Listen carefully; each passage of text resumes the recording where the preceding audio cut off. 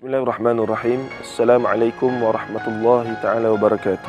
Hamka adalah akronim kepada Haji Abdul Malik Karim Amrullah, lebih dikenali sebagai Profesor Dr. Hamka ataupun Buya Hamka di kalangan peminat dan juga mereka yang mengambil manfaat daripada beliau. Beliau boleh dikatakan seorang ulama yang berstatus ensiklopedik ataupun mausu'i dalam bahasa Arab, yang bermaksud menguasai pelbagai disiplin ilmu. Bahkan sebenarnya pandangan-pandangan dan penulisan-penulisan beliau menjangkaui masa dan merentasi masa itu sendiri. Jika kita persoalkan kenapakah Hamka relevan untuk masa kini, kita katakan Hamka adalah antara ulama yang bersifat kenusantaraan. Sebagaimana yang disebut oleh Tun Abdul Razak, Hamka adalah milik Nusantara.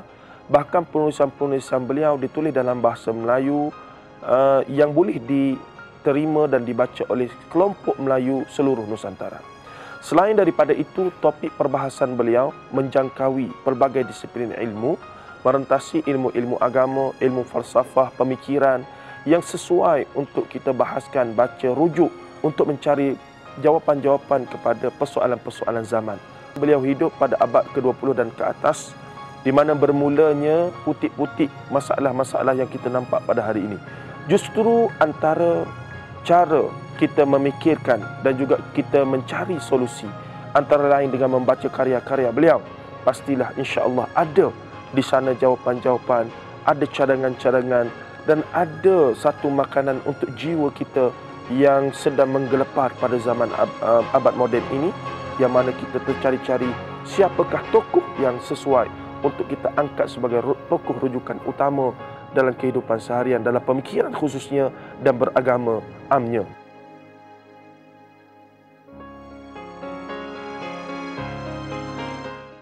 Bismillahirrahmanirrahim. Assalamualaikum warahmatullahi wabarakatuh. Selamat petang, juga selamat meneruskan ibadah berpuasa di bulan Ramadan ini. Bagi umat Islam dan juga bukan Islam juga masih boleh bersama-sama untuk menonton, untuk kita mengenal siapakah watak yang akan kita bincangkan pada petang ini. Tokoh yang tidak asing lagi bagi Nusantara ini, tokoh yang kita kenali sebagai Hamka. Dan hari ini kita betul-betul hanya untuk memfokuskan perbincangan tentang tafsir Al-Azhar, tafsir Al-Azhar, untuk melihat keindahan bahasa yang ada pada tafsir yang telah merupakan satu tafsir yang cukup monumental lah, yang memang terkesan bagi kita masyarakat di Nusantara dalam membaca dan menghayati tadabbur Al-Quran itu sendiri. Dan bersama kita pada petang ini adalah seorang jurulatih yang cukup berkaliber, sahabat saya yang sudah lama kita kenal dan juga merupakan pengurus besar PTS, Publication and Distribution, iaitu saya pun tak perlu panjangkan lagi untuk saya perkenalkan saudara Ikram Wazir. Assalamualaikum. Waalaikumsalam warahmatullahi wabarakatuh. Apa khabar? Sihat ya? Alhamdulillah, sihat. Saudara Suhail bagaimana? Alhamdulillah sihat. Terima kasih jugalah memberikan kesempatan di petang ini kita nak bincang-bincang sedikit lah, ya. Sembang-sembang orang kata.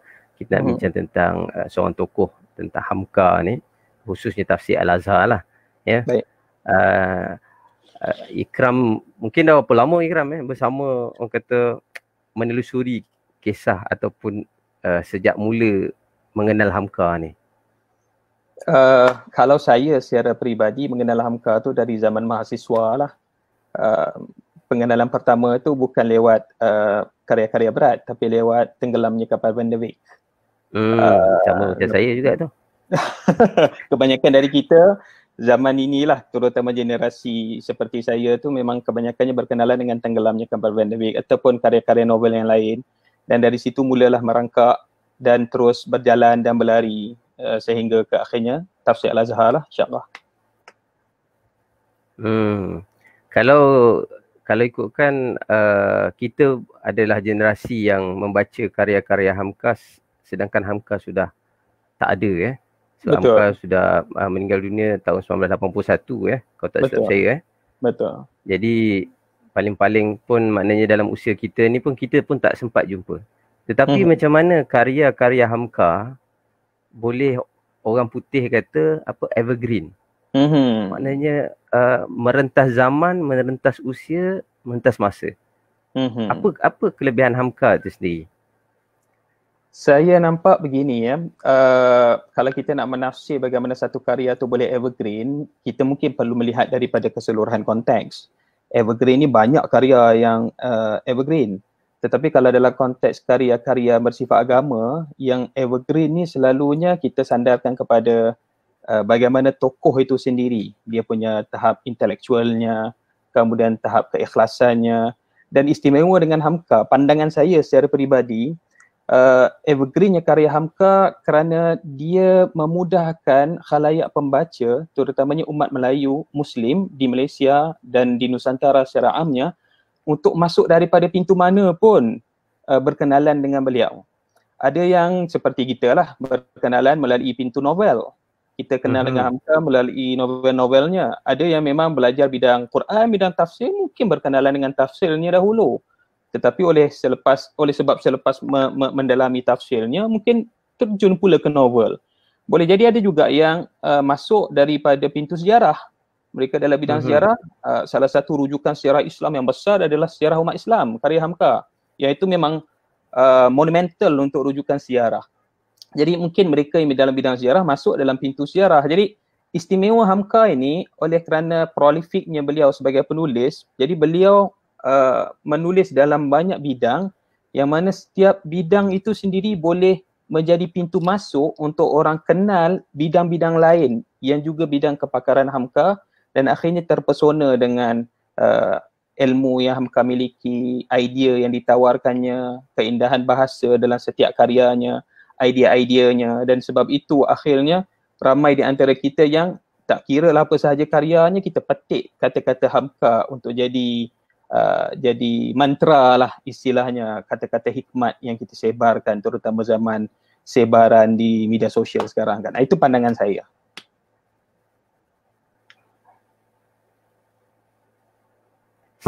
Setakat ini macam karya-karya Hamka yang diterbit semula oleh PTS. Ada berapa banyak lah secara rambangnya? Tafsir Al-Azhar sahaja kita terbitkan 30 juzuk lengkap dengan 30 buku edisi pengajian. Kemudian 4 karya kira bukan kita kata karya induk, tapi 4 karya yang memang sangat dikenali oleh orang Malaysia, iaitu Falsafah Hidup, Lembaga Budi, Lembaga Hidup, Lembaga Hikmat, itu kita terbitkan. Dan ada novel-novel juga yang kita terbitkan, dan bahkan menariknya tentang Hamka ini yang saya suka untuk kongsikan kepada siapa yang mendengar di sini adalah ada karyanya yang kita terbitkan dalam edisi yang berbeza pada kandungan yang sama. Maksud saya begini, karya monumental dalam konteks novel Hamka adalah Tenggelamnya Kapal Van der Wijk. Tenggelamnya Kapal Van der Wijk itu adalah sebenarnya novel agama. Jadi pada peringkat awal PTS terbitkan dengan persembahan novel agama, gambarnya gambar gak klasik, kemudian kita buatkan kulit tebal edisi kenang-kenangan masih dengan gambar cover yang sama. Tetapi kita nampak rupanya yang meminati Hamka ini bukan semata-mata datang dari latar agama. Mereka masuk daripada pintu novel ni datang daripada latar yang berbeza. Jadi ada yang bukan daripada latar agama juga minat. Untuk itu kami ubah suai covernya jadi memang typo sahaja, kulit putih typo. Pun mendapat sambutan yang bagus. Jadi itu sebab saya fikir kalau nak dihitung jawapan kepada persoalan saudara Suhail tu, saya ingat dah lebih daripada 40 ke 50 karya kami terbitkan. Cuma simbolik nombor itu mungkin tidak bermakna kalau saya tak jelaskan tadi bahawa kami terbitkan banyak tu kerana bukan sebab semata-mata nombor, tapi kerana setiap kategori bidang penerbitan itu Hamka punya karya. Jadi itu sebab jadi banyak karya Hamka yang kami terbitkan di Malaysia. Bahkan ada ramai lagi penerbit sahabat-sahabat saya yang juga menerbitkan karya Hamka di Malaysia. Saya sempat bertemu dengan Bapak Rusdi anaknya arwah Pak Rusdi. Arwah Pak Rusdi kan. Dan juga ibu nama seorang lagi yang perempuan tu. Dia kata usaha penerbitan semula ni adalah satu usaha yang baik lah kan. Kerana sekarang ni bila mana zaman sekarang anak-anak muda pun seperti mana saya katakan tadi lah, dia tak lapuk di zaman tak lekang di panas, tak orang kata dia sentiasa panas. Dia sentiasa panas. Anak muda sekarang pun boleh membaca. Malah ada sebahagiannya macam contoh Tenggelamnya Kapal Van der Wijk dah dibuat drama filem kan. Betul. Jadi macam buku Ayahku untuk mengenal siapakah Hamka tu. Buku-buku ini macam dia tidak mati, dia tetap hidup walaupun dengan zaman yang berubah kan. Dan saya tertanya-tanya, mungkin ya Ikram boleh terangkan lebih lanjut lah. Tafsir Al-Azhar ni sendiri dia bukanlah tafsir yang dibuat, maknanya dirancang nak dibuat, duduk kat meja yang elok kan, buat research, tapi ianya dibuat sewaktu dipenjarakan. Apa kisah di sebaliknya? Okey, kalau kita menjurus kepada tafsir Al-Azhar, episod pengarangan Buya Hamka untuk tafsir Al-Azhar ni sangat panjang. Seperti yang saudara Suhail sebutkan tadi, ia bukan dalam bentuk satu rencana yang khusus, saya nak menulis tafsir, maka saya mulakan Bismillahirrahmanirrahim. Tidak. Pada awalnya, setakat catatan Buya Hamka, yang ini boleh dibaca sendiri oleh pembaca kepada yang mendapatkan tafsir, boleh tengok pada tafsir surah Fatihah dan juzuk 1. Yang ini Hamka ceritakan secara panjang lebar di bahagian permulaan tafsirnya.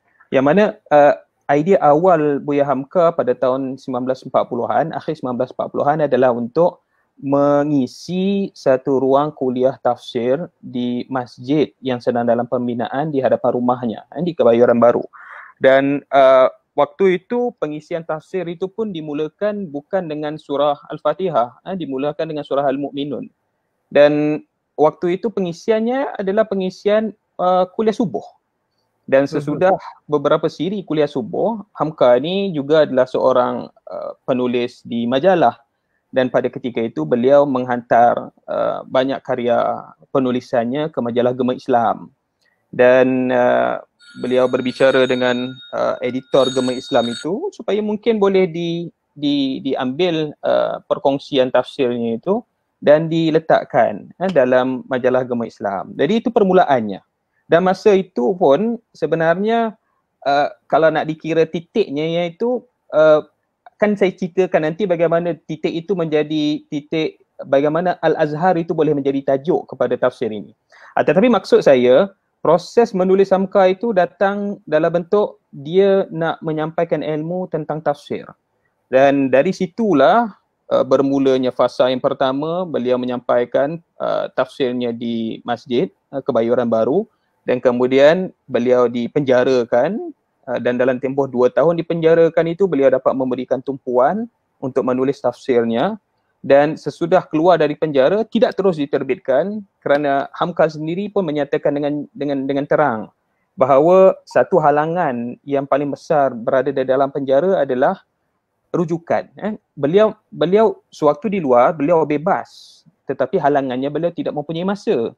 Rujukan banyak dan Hamka ni adalah antara tokoh yang sangat bijaksana dalam merujuk dan juga mencari bahan, dan beliau juga sangat tinggi ilmunya dalam pembacaan. Tetapi bila masuk penjara, di dalam penjara rujukan kurang. Yang banyak adalah masa, kan? Jadi Hamka kata masa jadi banyak, jadi dia menulis berdasarkan apa yang dia ada dan apa yang dia ingat daripada ilmu yang dia ada. Dan sesudah habis saja fasa daripada penjara, dan ditambah baik, ditambah nilai sebelum diterbitkan. Jadi proses Hamka menulis itu secara total untuk tafsir itu lebih kurang dalam 5 tahun. Okey. Tetapi kalau mengikut Hamka ataupun mengikut seorang pengkaji yang saya nak sebutkan di sini bukunya, iaitu Dr. Muhammad Yusri, ini bukunya. Kalau mengikut kajian daripada Dr. Muhammad Yusri, ini buku yang bagus untuk membaca khusus tentang tafsir Al-Azhar. Beliau jelaskan tajuknya buku, boleh ulangkan balik? Tajuknya adalah Hamka Permata Tafsir Bumi Nusantara. Hamka Permata Tafsir Bumi Nusantara oleh Dr. Muhammad Yusri Afandi, juga diterbitkan oleh PTS. Dan takdir Allah kami menerbitkan dulu buku ini sebelum terbitnya set 30 buku tafsir Al-Azhar. Jadi menurut Dr. Yusri, proses Hamka menjalankan tafsir itu sebenarnya dalam tempoh 20 tahun. Cuma proses menulisnya itu dalam tempoh 5 tahun, dan proses menulisnya itu melibatkan 3 fasa. Fasa sewaktu mengendalikan kuliah tafsir, fasa di dalam penjara, dan sesudah keluar daripada penjara. Begitulah secara ringkasnya pergerakan bagaimana tafsir Al-Azhar itu akhirnya terrealisasi menjadi satu tafsir sehingga ke hari ini. Menarik itu cerita dia, bukan ialah memang untuk menghasilkan suatu karya lebih-lebih lagi pula tafsir, sudah tentu dia makan masa yang panjang kan. Betul. Dan bila tadi kita dengar Hamka pernah dipenjarakan, sudah tentu ada kisah di sebaliknya kenapa dipenjarakan tu kan. Betul. Mungkin sebahagian kita tak tahu apa ceritanya. Mungkin Ikram boleh cerita. Saya mungkin boleh kongsikan secara ringkas lah tentang kisah Hamka dipenjarakan ini. Saya selalu nyatakan kepada, mungkin ada sebahagian yang bertanya kepada saya, terutamanya apabila mereka bertanyakan tentang tafsir Al-Azhar, apa istimewanya sangat tafsir Al-Azhar ini? Saya sebutkan, satu, istimewanya kerana tafsir berkenaan. Yang kedua, istimewanya adalah kerana ia karangan Buya Hamka. Dan apabila berkenaan dengan tafsir, saya jelaskan. Tetapi apabila berkenaan dengan Buya Hamka, mereka kata, kenapa istimewanya Hamka ini? Dan kalau kita lihat dalam video yang saudara Suhail kongsikan tadi, Al-Fadil, sahabat saya Ustaz Zahiruddin Zahibidi, sebutkan yang Hamka ni disifatkan sebagai ulama bertaraf mausu'i ataupun ulama ensiklopedik, yang mana beliau ini menguasai pelbagai disiplin ilmu. Itu sebab saya selalu sebutkan Hamka ini ulama 10 dalam 1. Okey, sebab apa? Sebab dia punya kehebatan, dia cemerlang dalam segenap lapangan bidang. Jadi antara salah satu daripada bidang yang beliau sangat cemerlang adalah politik. Kalau kita tengok sejak zaman berzaman, ada ulama yang mengambil keputusan untuk tidak menceburi politik, tetapi mungkin mengambil tahu tentang politik melalui karya-karyanya. Okey, ada ulama yang mengambil keputusan langsung meninggalkan politik, bahkan tidak juga memberikan apa-apa pandangan berkaitan dengan politik. Ada ulama pula membuat keputusan untuk masuk terjun terus dalam politik, sehingga akhirnya meninggalkan lapangan ilmu yang menjadi bidang asas kepada beliau. Tapi menarik tentang Buya Hamka ni adalah beliau adalah ulama yang terjun ke dalam bidang politik tetapi tanpa meninggalkan lapangan ilmu, bahkan tanpa meninggalkan lapangan-lapangan lain yang beliau ceburi. Jadi saya ingat kepada ramai orang mungkin tahu apabila kita bicara soal politik ini, politik ini ada sepak terjang yang berbeza. Dan Hamka sendiri di penjara itu bukan dipenjarakan oleh orang calang-calang. Senang cakap, Hamka dipenjarakan oleh antara sahabat karibnya, yang mana sahabat karibnya itu setiap kali berucap selalu memetik ibarat kata kekanda Buya Hamka. Itulah kata-katanya. Siapa? Presiden Soekarno. Dan Presiden Soekarno ini juga yang datang waktu pengkebumian. Hamka juga yang menyembayangkan, menjadi imam solat jenazah untuk Presiden Soekarno. Menggambarkan betapa akrab mereka. Tetapi oleh kerana politik dan disebabkan itu Hamka dipenjara, dan antara isunya adalah disebabkan oleh pada ketika itu berlaku konflik antara Malaysia dan Indonesia, dan Hamka disifatkan, walaupun realitanya Allah sahaja yang tahu dan mungkin Buya Hamka yang tahu, tetapi catatan sejarah merekodkan dalam konflik itu Hamka dikatakan dituduh menyebelahi Malaysia, berbanding dengan sepatutnya sebagai rakyat Indonesia Hamka menyebelahi Indonesia. Tetapi kalau kita telusuri sejarah Hamka, kalau kita baca karya-karya Hamka, kita akan faham bahawa Hamka ini bukan seorang ulama yang asabiyah. Senang kita sebutkan, Hamka bukan meletakkan diri dia terhad untuk satu kumpulan. Walaupun beliau ini sangat cenderung dengan Minangnya kerana dia latar Minang, tetapi beliau mendukung semangat Nusantara. Jadi oleh kerana Nusantara itu, Hamka berdiri atas pendirian yang betul-betul yang salah-salah. Dan sehingga waktu beliau terjun ke dalam politik, terlibat sebagai ketua untuk jemaah ulama dan sebagainya, apabila pergi kepada keputusan dan pandangan, jika pandangan pemerintah itu tidak betul, maka tidak betul. Kalau pandangan pemerintah itu betul, maka betul. Dan Hamka tersepit dalam episod politik itu sehingga dia dipenjara. Tetapi Buya Hamka bersyukur berkali-kali di dalam mukaddimah tafsirnya di bahagian juzuk 1 yang saya suka untuk bacakan nanti. Berkali-kali beliau bersyukur kerana dengan peristiwa itu akhirnya beliau dapat menyiapkan tafsir Al-Azhar yang pada beliau jika tidak dipenjara mungkin sampai mati tidak siap. Betul. Itulah orang kata hikmah di setiap kejadian kan atau peristiwa kan. Yang pada asalnya kita tengok kalau di penjara itu satu benda musibah. Betul. Tapi rupa-rupanya ia adalah suatu kesempatan atau nikmat yang Allah berikan kepada dia untuk memfokus untuk menyiapkan tafsir ni. Benar. Apa nama ni, bila Ikram sebut tadi Hamka ni dia bukan milik mana-mana, dia tidak meletakkan dirinya sebagai milik satu-satu negara secara negara bangsa lah.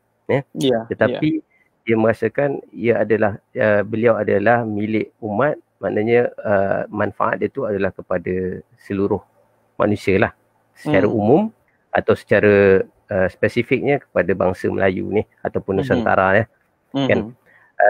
Sehingga mana dia dianugerahkan Profesor Kormat Profesor Kormat oleh Al-Azhar dan juga UKM. Betul.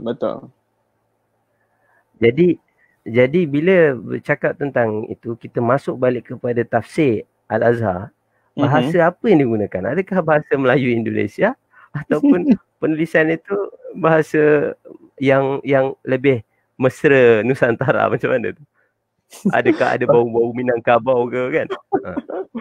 Okey, saudara Suhail lah, kita dah mula panas kan. Saya pun dah panas ni. Bila dah panas ni, dia mula nak cerita lebih. Saya nak pergi sentuh sedikit sebelum pergi kepada tentang bahasa. Tadi saudara Suhail sebutkan semangat Hamka adalah semangat Melayu dan semangat Nusantara. Tetapi itulah ajaibnya dan itu sebab Allah mungkin muliakan Hamka dengan kekalnya karya dia dan tidak putus-putus orang merujuk beliau. Kenapa? Kerana walaupun dalam dia mendukung semangat Melayu Nusantara, Hamka juga adalah pejuang kebangsaan Indonesia. Jadi agak unik bagaimana seorang yang menjadi pejuang negara juga membawa obor untuk mendukung bangsa bagi satu kumpulan negara. Itu yang menariknya tentang Buya Hamka. Dan bila disebut tadi, Suhail menyebut tentang gelar kehormat yang diberikan oleh Universiti Al-Azhar dan juga UKM, saya suka untuk kongsikan bahawa secara tidak langsung gelar kehormat itu ada berkait dengan bagaimana tafsir Al-Azhar ini dinamakan. Yang itu saya kena kongsikan sedikit dahulu sebelum kita pergi kepada berkaitan dengan bahasa.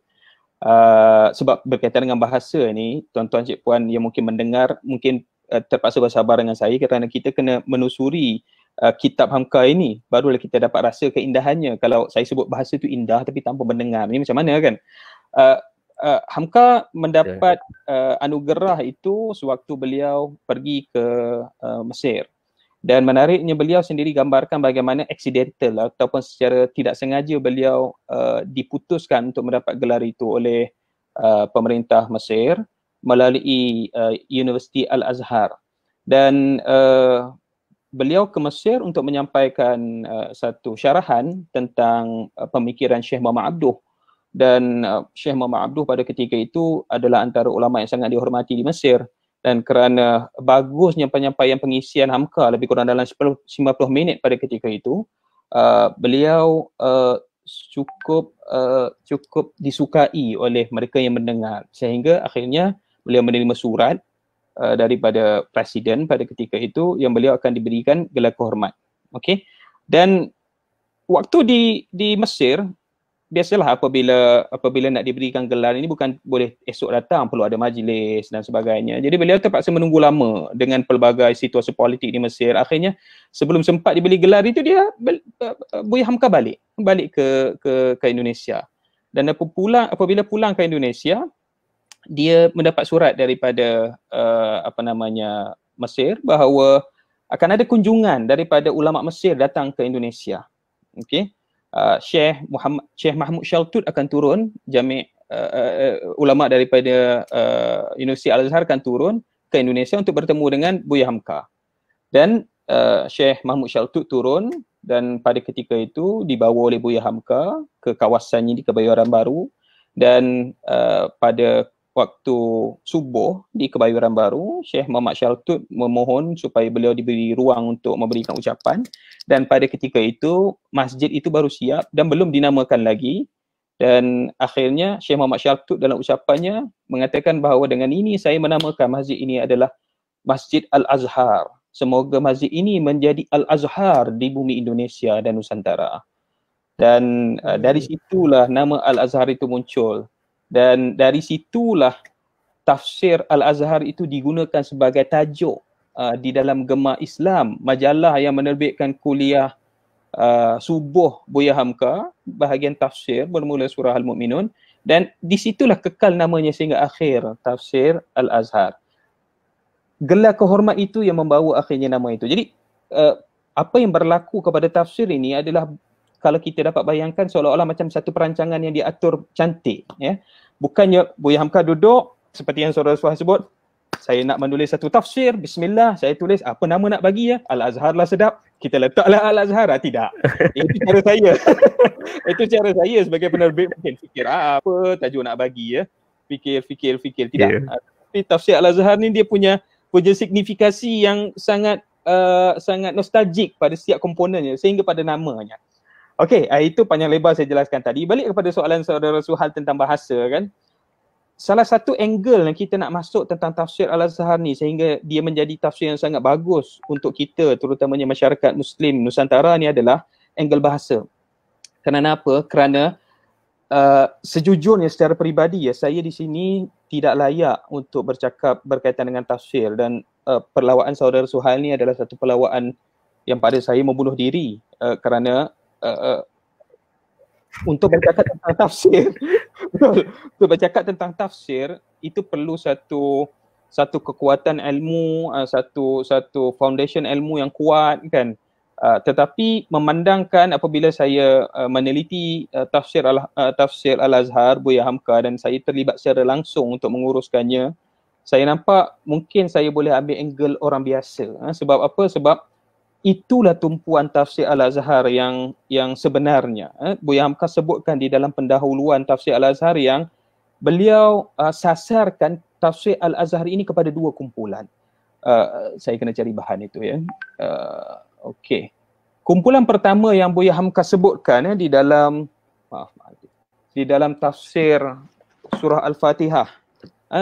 Di muqaddimah tafsir Al-Azhar sebelum pergi kepada surah Al-Fatihah, yang mana saya bacakan di sini nanti, Buya Hamka sebutkan dan diselitkan di situ juga sedikit tentang sedikit madah ya.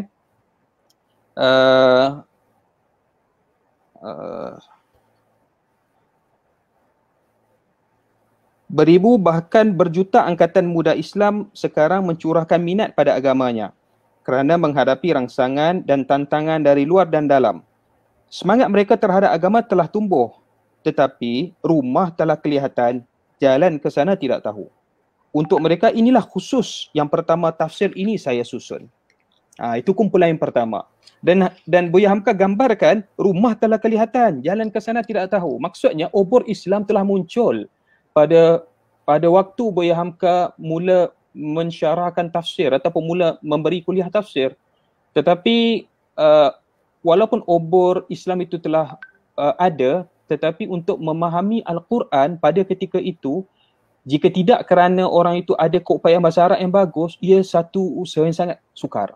Ditambah pula, kebanyakan daripada graduan Timur Tengah, ustaz-ustaz yang punya kepakaran bahasa Arab dan mahir sangat tafsir, mereka tenggelam dengan istilah-istilah Arab yang akhirnya menyebabkan kumpulan muda. Hamka sebutkan di sini secara terang, angkatan muda Islam. Begitu banyak kumpulan muda yang akhirnya mereka tak tahu. Rumah telah kelihatan, jalan ke sana tidak tahu. Sebab apa? Sebab mereka terperangkap dengan medium semata-mata, dengan bahasa. Jadi itu sebab Hamka mengungkapkan dengan bahasa mudah. Dan kumpulan kedua yang Hamka sebutkan di sini, dalam kata Hamka ya, Yang kedua ialah golongan peminat Islam yang disebut mubaligh atau ahli dakwah. Kadang-kadang mereka pun ada mengetahui banyak atau sedikit bahasa Arab mereka terima. Sekarang ini mubaligh menghadapi bahasa yang sudah mulai cerdas dengan habisnya buta huruf. Keterangan-keterangan yang didasarkan pada agama padahal tidak masuk akal, sudah berani mereka membantahnya. Padahal kalau mereka itu diberi keterangan Al-Quran dengan langsung, akan dapatlah lepas mereka dari dahaga jiwa. Maka tafsir ini adalah satu alat penolong bagi mereka untuk menyampaikan dakwah itu. Jadi pada asasnya tafsir Al-Azhar ini saya bayangkan seolah-olah pada minda dalam bayangan minda Buya Hamka, beliau menukilkan tafsir Al-Azhar ini dengan tumpuan kepada dua kumpulan. Kumpulan angkatan anak muda yang bukan berpuluh tapi berjuta katanya pada zaman beliau yang nak faham Islam tetapi tidak ada pintu masuk, jalan yang mudah. Rumah dah nampak, jalan tak tahu. Jadi perlu kepada jalan yang mudah. Disebabkan itu Buya Hamka terbitkan atau tuliskan tafsir ini. Dan akhirnya diterbitkan tafsir ini. Yang kedua kepada kumpulan mereka yang nak berdakwah tetapi perlu bahan bantuan. Dan Buya Hamka tidak mengatakan mereka ni tak faham bahasa Arab ataupun tak fasih bahasa Arab.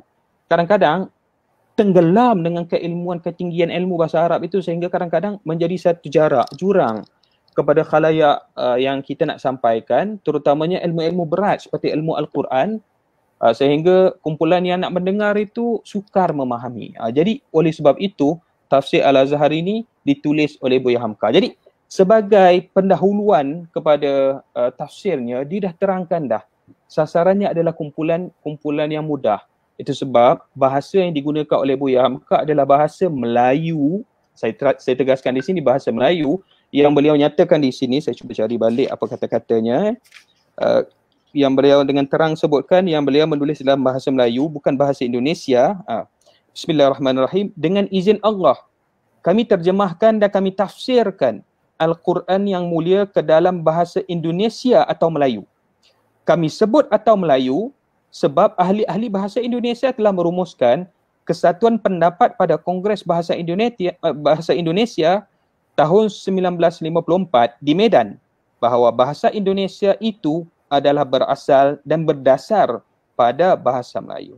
Jadi saudara Suhail, sudah terang dah saya jelaskan tadi bahawa memang Hamka menulis dalam bahasa Melayu. Cuma oleh kerana Hamka ini rakyat Indonesia, bahkan lebih khusus lagi oleh kerana Hamka ini orang Minang, jadi serba sedikit tak dapat lari lah. Kalau kita tengok dalam konteks Malaysia pun, kalau orang Kelantan datang ke KL bercakap bahasa KL, sekejap-sekejap keluar juga Kelantannya. Begitu juga kalau saya orang Perak pergi ke KL cakap bahasa KL, sekejap-sekejap terkeluar juga Peraknya. Begitu. Tapi sedap lagi tu kalau dapat dengar bunyi Perak tu. Sama juga bila kita dengar ada juga sedutan-sedutan kata-kata ataupun ceramah Hamka kan, ada juga dekat dalam talian. Kita dengar tu, kalau dengar dia sebut sebutan Minang tu, dia ada menambah seri lagi lah. Lagi sedap didengar. Macam saya orang Melaka yang tak begitu nak, orang Melaka terpiau. Tak cukup. Tak cukup piau. Kalau saya piau.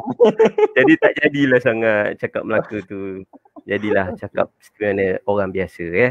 Jadi kalau berbalik kepada tafsir tadi, keindahan bahasa yang digunakan oleh Buya Hamka kan, keindahan itu adakah kita lihat dari segi bila mana Hamka menggunakan pantun, pepatah Melayu, madah-madah pujangga di dalam tafsir, ataupun adakah keindahan itu dari segi yang lain? Apa sebenarnya keindahan yang dapat Ikram lihatlah dalam tafsir ini? Okey. Bercakap tentang keindahan ini saya garuk kepala sikit tadi ya.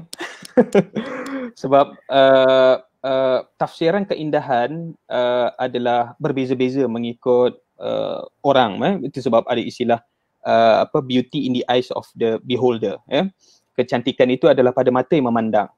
Dan kalau dalam konteks bahasa pun, indahnya bahasa, saya ni dalam bidang penerbitan, saya bukan orang bahasa. Penasihat PTS adalah orang bahasa.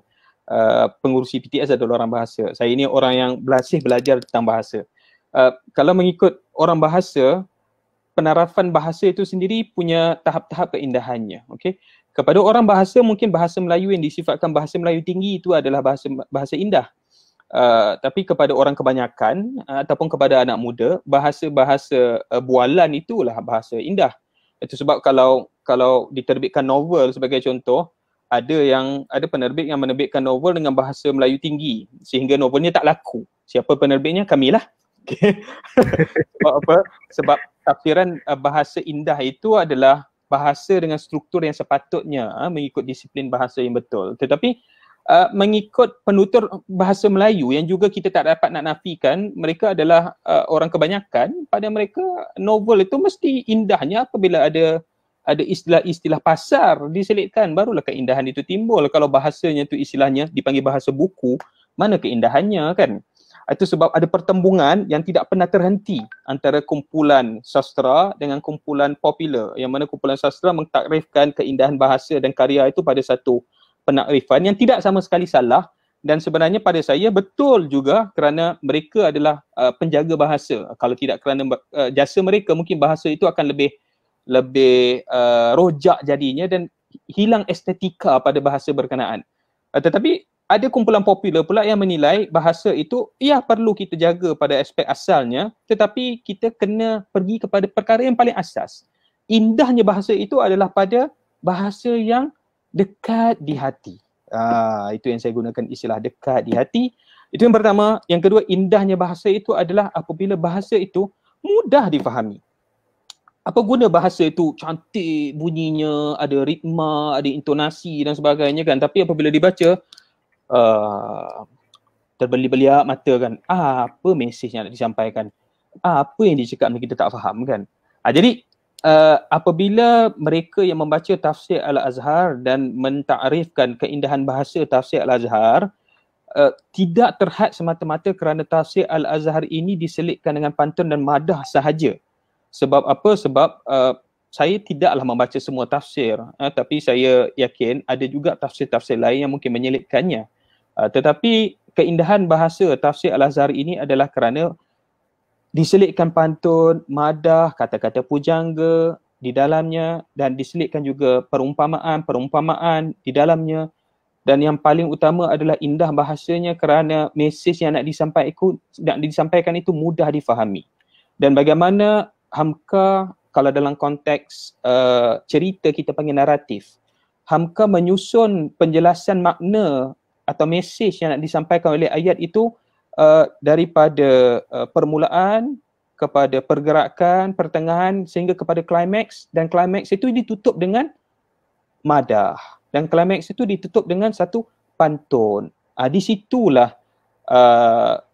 Disitulah timbulnya keindahan pada bahasa yang digunakan oleh Buya Hamka. Jadi bukan semata-mata kerana ada pantun, ada madah, tetapi juga kerana keseluruhan tafsir itu diadun cantik oleh Buya Hamka dalam bahasa Melayu, yang mana ada pantun dan madah yang indah yang biasa kita dengar, ada kata-kata Minang yang kita sendiri tak faham, tetapi bila kita dengar indah. Kan macam pantun-pantun atau madah-madah kita, saudara Suhal, kadang-kadang kita dengar wah sedapnya, tapi bila ditanya apa maksudnya tak tahu. Tapi sedap dengar. Kan? Ada, tetapi tanpa mengabaikan ada bahasa-bahasa mudah yang disusun dan mesej itu jelas disampaikan dalam bentuk satu naratif, satu pengembaraan bahasa daripada permulaan pergi kepada pertengahan sehingga klimaksnya pada keindahan madah dan kata-kata pujangga. Begitulah. Jadi dari dua poin penting tu saya pun setuju jugalah kepada apa yang Ikram sebut tadi. Bila kita menulis tu dia dekat dengan pembaca dan juga mudah difahami. Ini yang pentingnya. Lebih-lebih lagi dalam hal kita memahami Al-Quran dalam erti tadabbur tu, kita nak faham. Jadi bila kita baca mungkin terawang-awang, kita rasa tak faham, dia tak menyentuh hati kan. Jadi kita nak memahami mesej hidayah yang datang daripada Allah ni, mestilah suatu mesej yang sudah tentu perlu difahami. Sebab kita baca Quran, insya-Allah orang-orang Melayu kita ni boleh baca Quran. Sampaikan setengah orang Arab kata, pandai kamu baca Quran. Dia ingat kita pandai cakap Arab. Sedangkan kita boleh baca Lagi tapi sedap tak dari dia. faham. Lagi sedap daripada dia baca. Tapi sebenarnya inilah antara cara bagaimana kita nak faham, kita kena baca tafsir lah.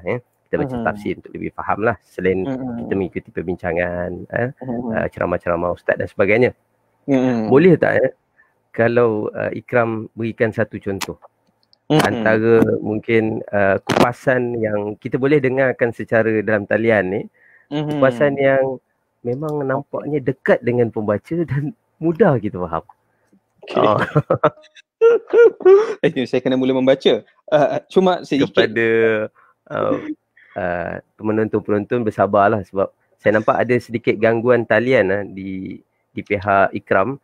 Mungkin di sana mungkin di sana agak ni kot, ramai sangat yang sedang atas talian sedang jadi dia terganggu sikitlah, tapi tak apa, kita masih dapat dengar.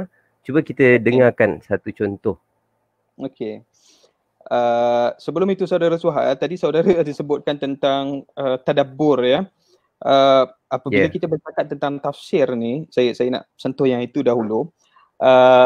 Ada seorang pembeli kami, pembeli tafsir Al-Azhar yang membeli dari kami, dia membangkitkan satu persoalan yang menarik. Dia tanya kepada pegawai kami dan pegawai kami pening untuk menjawabnya, dipanjangkan kepada saya. Dia kata, bolehkah kita membaca tafsir ni tanpa guru? Bukankah kita kena membaca tafsir ni dengan guru? Baru betul. Okey. Bagaimana cara nak menjawabnya? Tanya pegawai berkenaan kan. Dia takut nanti kalau jawab, yalah salah jawab berkaitan dengan agama ni senang je. Orang hukum masuk neraka. Kan? Jadi saya jelaskan kepada tuan yang bertanya. Pandangan saya begini, okey. Apabila kita menafsirkan ayat Quran, itu salah. Kita tidak boleh menafsirkan ayat Quran tanpa guru. Okey, tidak boleh kita petik satu ayat Quran kemudian kita tafsirkan ikut kita. Contoh, ada polemik yang berlaku akhir-akhir ini tentang allazina hum fi solatihim sahun, kan, ayat surah Al-Ma'un itu kan. Dan ada tafsiran baru yang diberikan tentang ayat itu. Yang itu mengikut para ulama tafsir itu salah. Sebab apa? Sebab menafsirkan ayat itu perlu kepada satu piawaian intelektual yang telah ditetapkan, disepakati oleh para ulama tafsir. Jadi mentafsir ni tak boleh. Tetapi kita ni membaca tafsir. Hamka dah buat penafsiran, jadi kita membaca tafsirnya. Okey. Jadi membaca tafsir itulah istilah tadabbur yang saudara Suhail sebutkan tadi. Dan bertadabbur ini dia akan jadi lebih enak, lebih lazat apabila kita memahami apa yang kita tadabburkan itu berbanding dengan tidak. Dan suka untuk saya sebut tentang tadabbur ini, satu yang mungkin saya rasa dibicarakan oleh para guru-guru kita yang mengajar tafsir, bagaimana ijaz Quran itu adalah pada bahasanya. Tetapi ijaz Quran pada bahasa tu umat Melayu tak boleh nak feel. Tak boleh nak feel. Maksudnya apa? Kalau kita belajar bahasa Arab dan kita fasih bahasa Arab, kita akan rasa dahsyat bahasa Arab. Dan untuk orang Arab, dia akan rasa Quran ni memang mukjizat. Dan antara mukjizat awal Al-Quran ni adalah bahasa. Itu sebab Umar Al-Khattab dikatakan memeluk Islam antara tafsiran para ahli sejarah adalah kerana ijaz Quran pada bahasanya. Taha ma anzalna alaikal Qur'ana litashqa. Pada kata-kata itu melunakkan hati Umar Al-Khattab sehingga dia dengar dan menyebabkan dia yang sangat marah berubah masuk Islam. Ijaz bahasa Quran.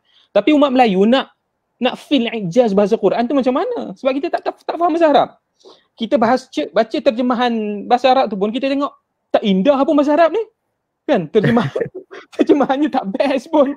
Kan? Bila kita baca, tak adalah puitis sangat bahasa Quran ni. Terjemahannya biasa saja kan. Jadi macam mana kita nak feel? Hamka masuk dengan tafsir Al-Azhar untuk menyelesaikan masalah itu. Itu yang saya suka dengan tafsir Al-Azhar. Hamka masuk dengan memberikan keindahan bahasa Melayu sehingga akhirnya kita boleh tadabbur. Orang biasa boleh pegang ini contoh ini surah Al-A'raf juzuk berapa? Juzuk 8. Boleh pegang tafsir ini selepas subuh berseorangan dan baca dan boleh tadabbur sendirian. Sebab apa? Sebab sudah ditafsir oleh Hamka, dan tafsirannya itu dibuat dalam bahasa yang mudah difahami, dan tafsirannya itu tadi dalam satu bentuk penceritaan. Bayangan saya seperti penceritaan yang ada naratifnya sehingga ke kemuncak. Okey. Jadi untuk itu bersabarlah tuan-tuan saudara-saudari ya. Saya nak bacakan dan saya akui bahasa saya mungkin tidaklah berapa baku, dan mungkin suara saya tidaklah sebagus saudara-saudara Suhail ya. Sebagus saudara Suhail punya suara. Saudara Suhail lagi bagus suaranya. Tapi cuba dengarlah. Pada halaman 273 tafsir surah Al-A'raf, bagaimana Hamka menyusun ditutup dengan satu pantun di hujungnya tafsiran untuk ayat ke-34 dengan tajuk bangun dan bentuk suatu bangsa. Pada ayat 31 sampai ayat 32 telah diterangkan betapa luasnya nikmat Allah di dalam alam dan anak Adam tidak dilarang mengambil perhiasan daripadanya. Sampai pun masuk masjid dianjurkan supaya memakai perhiasan yang pantas. Kemudian pada ayat 33 diterangkan apa yang haram diperbuat. Maka gabungan di antara ketiga ayat ini adalah membentuk akhlak dan tingkah laku, menimbulkan kegiatan berusaha, membuat hidup yang lebih maju. Dengan demikianlah akan terbentuk umat yang mempunyai kemajuan. Maka sekarang datanglah ayat 34.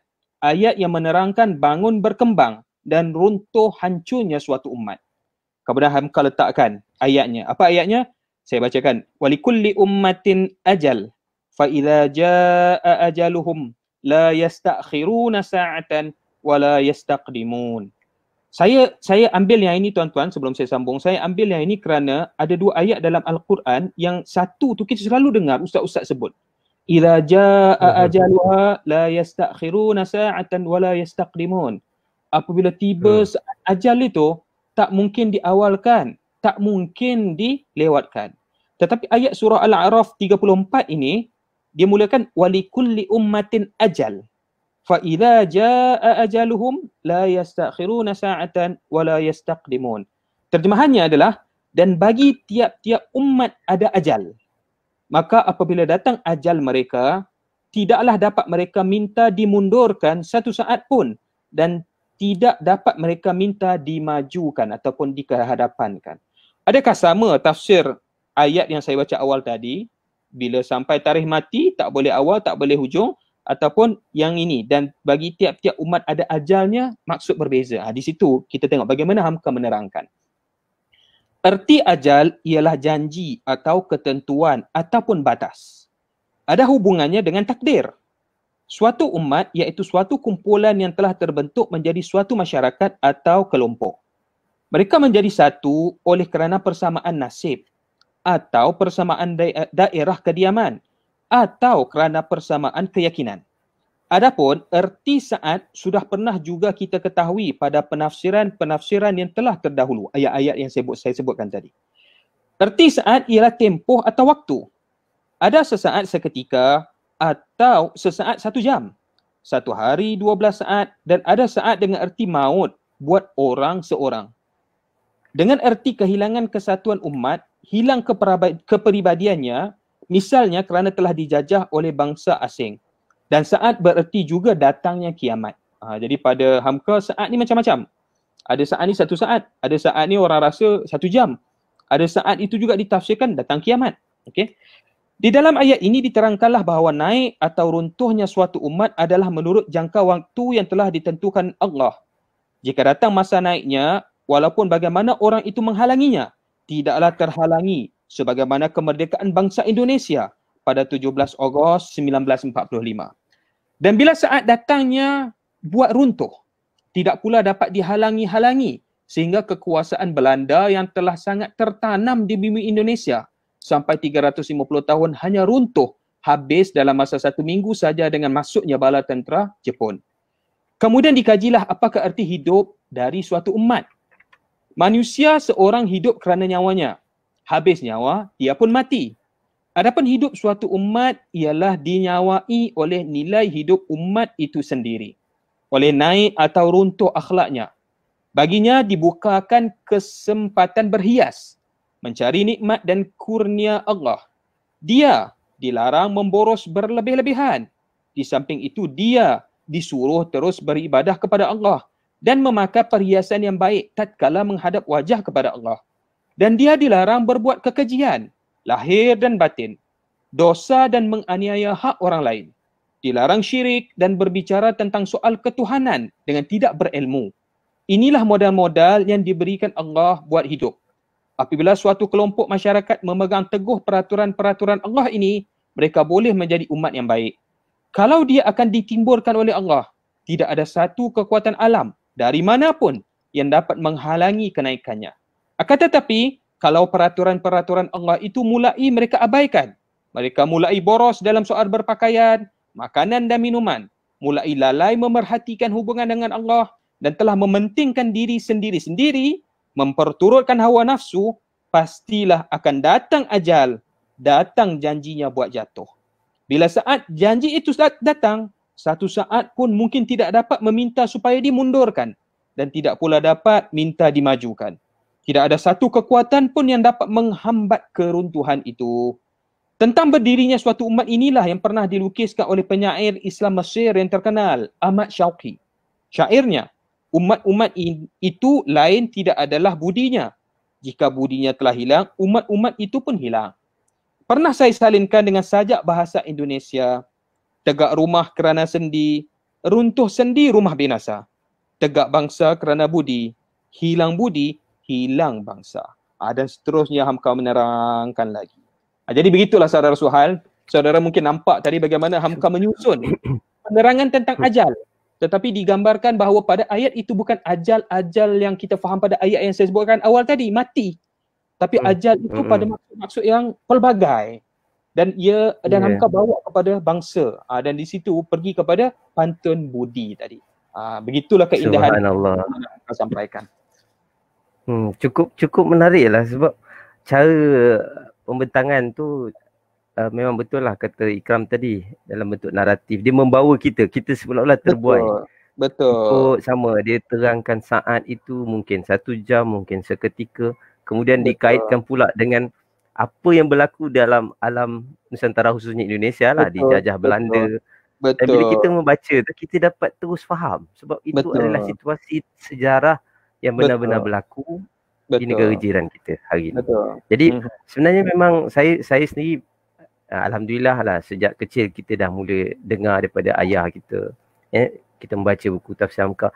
Dia memang umpama kita membaca satu buku, bukan kita kata novel lah, tetapi dia boleh, itu yang dikatakan ringan tadi. Maknanya kita mudah faham kan. Kemudian kita boleh feel. Tadi Ikram ada sebut, bila baca tafsir terjemahan, kita tak dapat feel. Tak dapat rasa tu.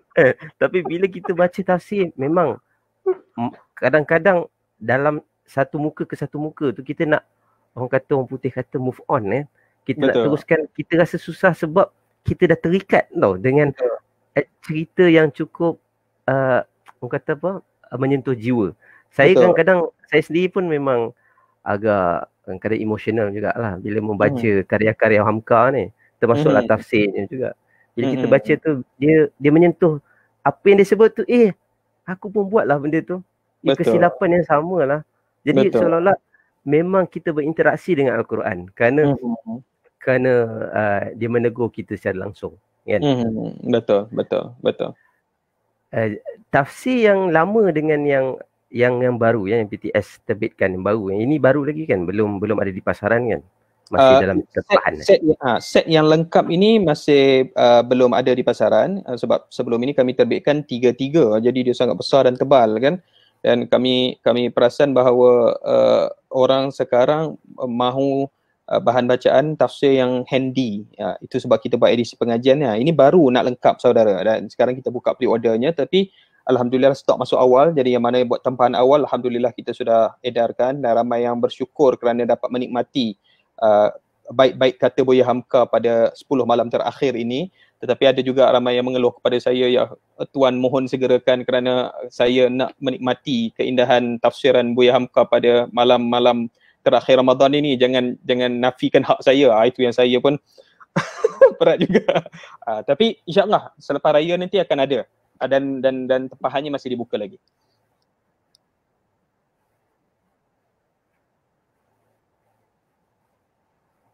Suhail? Apa perbezaan dia dengan tafsir yang lama dengan tafsir yang sekarang lah, maknanya edisi baru, edisi dengan wajah baru ni, apa perbezaan yang boleh kita bandingkan lah? Okey. Jika disebutkan perbezaan, saya pergi kepada dua aspek. Yang pertama aspek luaran dan yang kedua aspek kandungan. Aspek luaran ini kadang-kadang kita fikir dia tak mempengaruhi, tapi sebenarnya mempengaruhi juga. Aspek luaran ini melibatkan format penerbitan tafsir berkenaan. Ramai di antara kita sebenarnya, termasuk saya suka juga membeli kitab-kitab. Kitab-kitab dari Timur Tengah, sebab apa, kitabnya cantik, kulit tebal, dan kita boleh susun cantik di rak saudara Suhail, mungkin di rumah saudara ada, di rumah syekh-syekh ustaz pun ada, sebab itu simbol keintelektualan agama ataupun ilmu agama kita tu. Tapi bila kita mencari rujukan, kita rujuk mana? Kita rujuk Maktabah Syamilah juga. Sebab apa? Sebab senang. Kita akan mencari yang mudah, kan? Jadi format sebelum ini dia format tebal besar. Jadi format tebal besar ni cantik di rak, cantiklah di dalam almari kaca, tapi dia tidak bagus untuk dibaca. Jadi itu sebab kami terbitkan dalam bentuk format edisi pengajian ini. Apabila dalam format edisi pengajian ni, dia macam buku biasa yang kita boleh bawa letak dalam beg, kita boleh bawa ke pejabat. Jadi buku biasa tu maksudnya saiz apa tu? Saiz 6x9 inci. Tak sampai saiz A4 dia lebih kurang besar sikit daripada separuh A4. Maknanya A5 besar sikit. Besar sikit pada A5. Besar sikit daripada A5. Dia memang saiz buku biasa. Saiz buku biasa. Jadi mudah dibawa ke mana-mana, dan proses tadabbur kita tu boleh kita lakukan di mana-mana. Okey. Dan lagi bagus kita bertadabbur dengan mendengar syarahan daripada guru dan sebagainya lah, ya. Itu yang pertama. Yang kedua, kami terbitkan formatnya itu dalam kulit nipis. Ada juga yang bertanya, wah, pada harga yang ditawarkan tu pada saya macam lebih baik pada kulit keras, kan? Saya kata sebenarnya harga kertas dah mahal sekarang. Tetapi selain dari itu, kulit keras dengan kulit nipis ni, dia sebenarnya banyak perbezaan ketara kepada bagaimana kita memanfaatkan buku itu. Buku yang kulit keras, dia sebenarnya nampak mudah dan nampak cantik dipegang, tetapi sebenarnya agak sukar untuk kita sentiasa selak dan baca. Apatah lagi untuk bawa. Apatah lagi kalau puan-puan untuk letak dalam beg, beg, kita panggil beg telekung. Beg telekung. Beg tangan tu. Beg telekung, kan. Nak letak dalam beg telekung keras sebab kulit keras. Tetapi bila kulit lembut, ia lebih mudah untuk dibawa dan dibaca. Dan dalam format kulit lembut ini, dia lebih mudah untuk kita membaca di mana-mana sahaja. Jadi itu sebab kami buat dalam format ini. Okey. Itu yang pertama. Kemudian yang kedua, dari segi kandungannya, saudara Suhail, kita kekalkan intipati tafsir Al-Azhar yang asal, kerana kita kena bertanggungjawab dengan Buya Hamka. Mesej pada baik kata Buya Hamka itu pasti ada makna yang nak disampaikan, ataupun paling tidak kita percaya ada roh, ada semangat, ataupun ada nilai perjuangan yang terkandung, yang Allah selitkan di dalam baik-baik kata itu. Jadi kita tak boleh semudah-mudahnya untuk ubah. Dan walaupun saya akui kadang-kadang ada kesilapan penerbitan, ada juga yang salah dan ada kesalahan yang besar, itu saya akui, ada teguran-teguran itu kita akan perbetulkan sebab ini besar, kan, tafsir besar. Tetapi pada masa yang sama kita juga ambil inisiatif untuk memastikan rakyat Malaysia mudah juga untuk baca, terutamanya pada istilah-istilah Indonesia yang mungkin dia bukan kata tak faham, tapi dia membawa maksud yang mungkin tak lunak lah kepada pengamatan ataupun pemahaman rakyat Malaysia. Sebagai contoh, Indonesia menggunakan istilah gampang dan butuh itu secara mudah, kan? Tetapi apabila istilah gampang dan butuh itu ada di dalam tafsir, dia rasa macam satu pencemaran tafsir yang dahsyat lah, kan? Sedangkan sebenarnya istilah itu adalah istilah biasa bagi rakyat Indonesia. Jadi pada kami sebagai penerbit, kita ambil keputusan kita ubah suai istilah itu kepada istilah yang lebih lunak kepada pembaca Malaysia. Tetapi pada masa yang sama, saya seperti saya sebutkan tadi, saya kena bertanggungjawab kepada Buya Hamka juga. Saya kekalkan juga beberapa istilah yang memang tak difahami oleh rakyat Malaysia. Bahkan saya pun sendiri ada sebahagiannya saya tak faham. Tetapi kita kekalkan, iaitu istilah-istilah asli Minang yang banyak Buya Hamka gunakan. Contohnya dalam madah-madah yang nanti saya bacakan satu, pantun Minang yang beliau selitkan. Saya sendiri pun susah nak faham. Dan kalau kita tengok dalam kamus pun kita tak dapat, kena tanya orang Minang yang asli, mungkin datang dari Minangkabau baru dapat faham. Tetapi itu jati diri Buya Hamka. Beliau ini orang Minang, beliau ni adalah keturunan ulama Minang, daripada datuknya Syekh Muhammad Amrullah kepada ayahandanya Haji Karim Amrullah, dan kepada dirinya, keluarganya, guru-gurunya. Jadi kita kena raih semangat Minang yang dibawa oleh Buya Hamka itu, dan yang itu kita kekalkan. Jadi dalam erti kata, kalau edisi lama dengan edisi baru, bezanya tak banyak. Cuma persembahan kita ubah suai supaya mudah kepada pembaca. Istilah yang sensitif kita ubah suai. Istilah Indonesia yang sensitif kita ubah suai, kita murnikan. Istilah Minang yang membawa maksud penyampaian Hamka kita kekalkan. Yang lain sama. Dan insya-Allah mudah untuk dibaca. Okey, kalau boleh kita tahu berapa harganya satu set. Okey, untuk satu buku dia harganya RM25.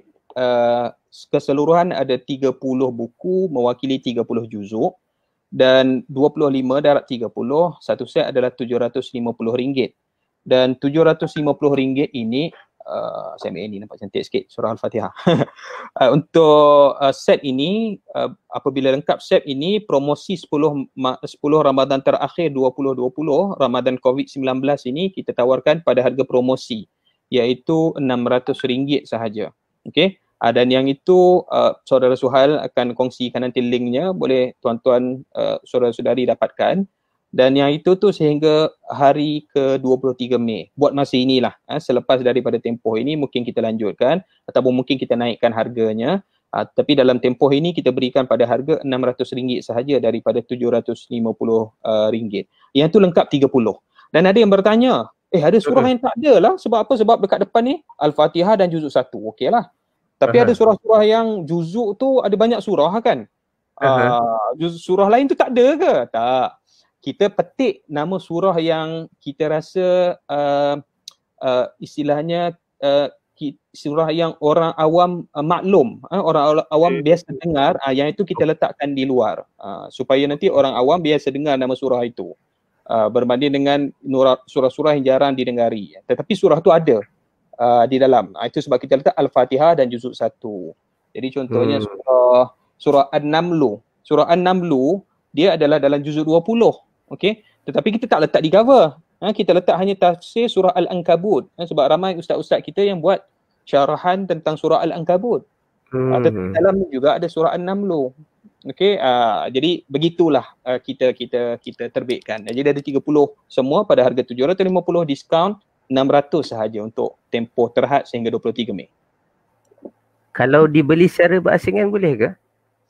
Boleh diberi secara berasingan, dan untuk tempoh sehingga 23 Mei ini juga kami bersetuju kerana ada sebahagian yang dah membeli eceran, dia beli satu. Jadi dia kata saya dah ada yang ni, kalau saya beli satu set ini membazir, dan dibaca pula dalil kepada saya al-mubazir kanu min akhwan syayatin. Okey. Apa kata baik saya terima. Jadi boleh diberi eceran, maklumkan sahaja tafsir juzuk berapa dan juzuk berapa yang nak untuk melengkapkan satu set tu. Dan kita akan terus diskaun pada 20%.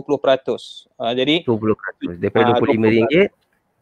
RM25 jadi berapa 20%? Mari kita kira. RM25 tolak 20%, jadi RM20. Jadi RM20. Okey. Betul.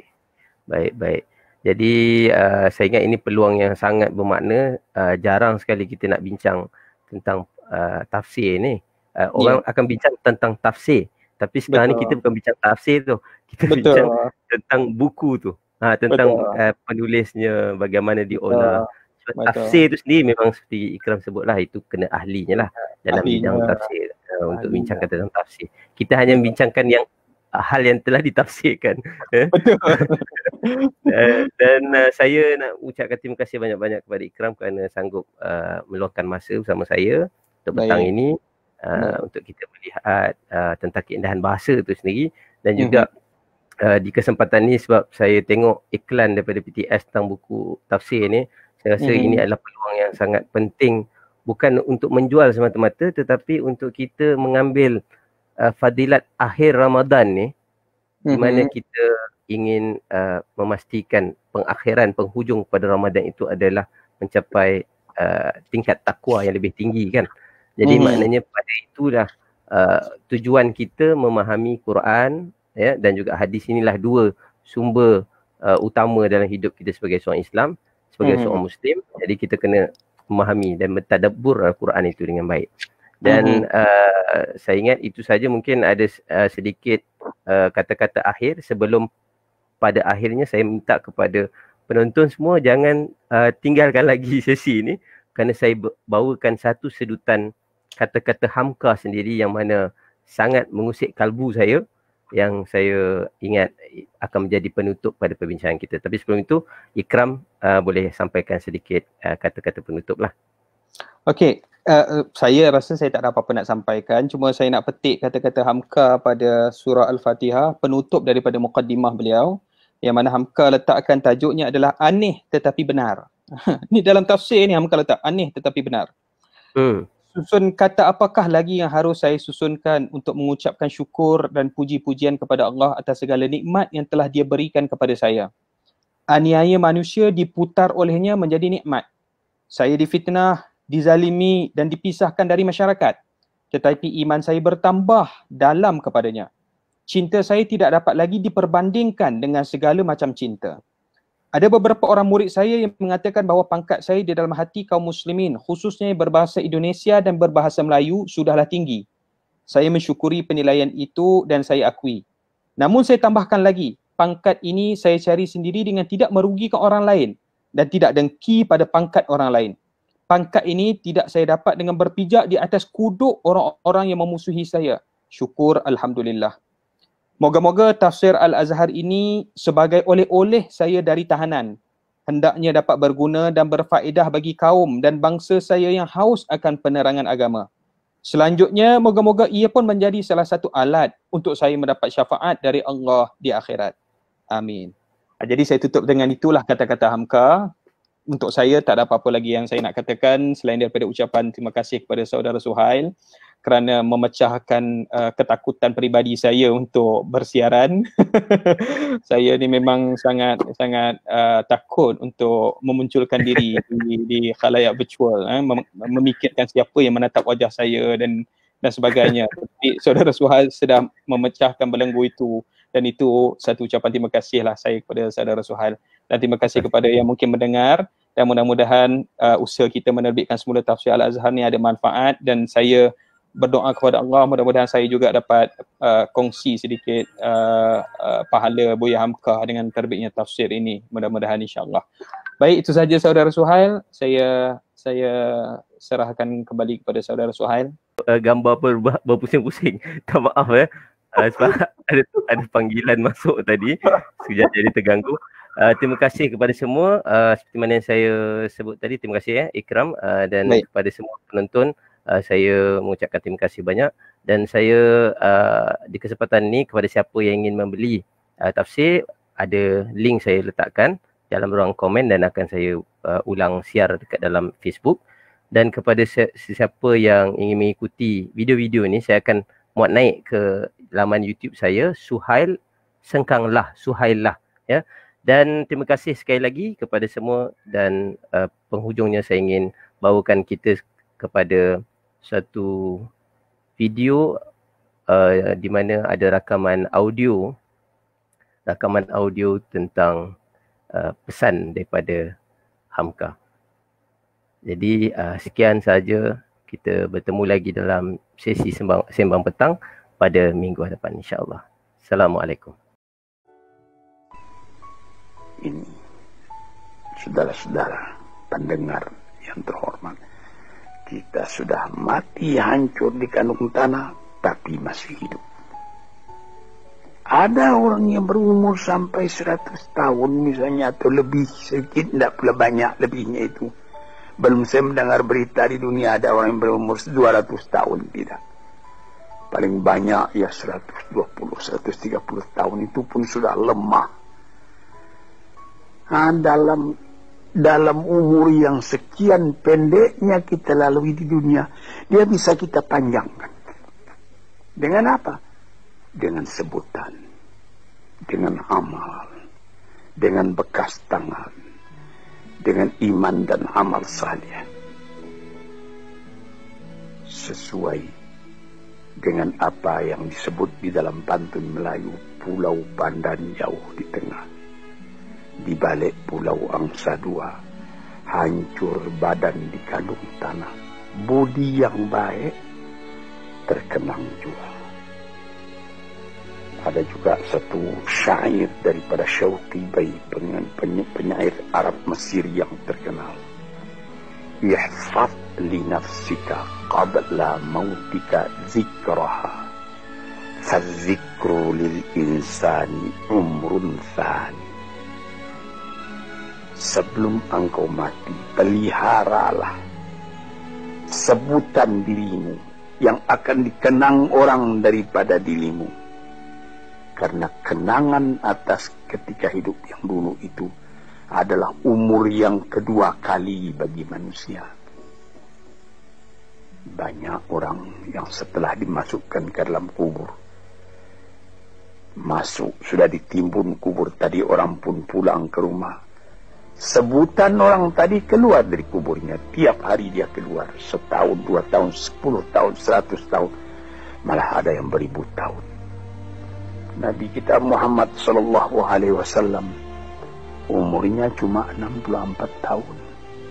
Tapi beliau sampai sekarang sudah 1400 tahun. Masih seperti kemarin saja hidup beliau itu menjadi sebutan siang malam. Nah, inilah maksudnya yang dikatakan orang yang sesudah mati dia hidup kembali lebih panjang umurnya. 64 tahun dibandingkan dengan 1400 tahun. Dan selama azan masih kedengaran di puncak menara, entah ratusan ribu tahun lagi, itu nama akan tetap hidup. Nah, ini yang kita syukuri kepada Tuhan.